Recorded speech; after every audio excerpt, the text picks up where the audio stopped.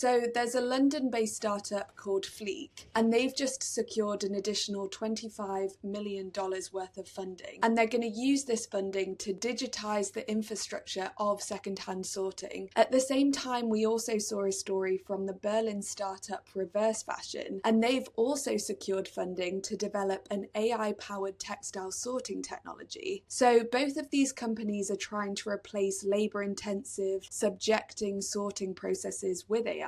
I wanted to get your take on this. Is it a big leap forward, or just what do you think about it? So I think this is the kind of thing that can scale depending on what the hardware requirements are for this sort of thing. Because the textile sorting one, for example, feels like it's part of the same class of technology as fabric quality inspection AI, which is something that's existed for a while using machine learning. There are now other companies that do this for high value fabrics. So if you think about high quality leather, for instance, you want to be able to identify any defects in the hide before you cut it so that you can cut around it, and then that increases the value of the final garment. Now, that AI has to be tied to sensor hardware. You're not just pointing your phone at a piece of leather, you're actually having to put it through a scanner to get those kinds of results. Now, provided you can do that, I think the AI sorting of textiles is fascinating because it does very quickly get you to much more efficient recycling, much more efficient upcycling, much more efficient repurposing, and so on. And it's not an untested or unproven avenue for AI. The sorting of secondhand goods, similar deal. So we've just talked about the importance of consumers digitizing their own wardrobes, creating that behavioral pattern to then enable brands and retailers to take that into first-hand sale. Now, if you think about the same thing and you think, okay, I have an account with Vinted, I have an account with somewhere else, if that platform can start to be more proactive about these kinds of things, and then you can centralize it as well. So if you can say, give me a bag of all the stuff you don't need, you don't have to sort it, you don't have to separate it into monomaterials and blends, you don't have to separate it into tops and bottoms, you don't have to determine what is worth recycling and what is not. Send it to us and we will do all of that automatically. Optimistic about both. I think both of those have got some good runway in front of them.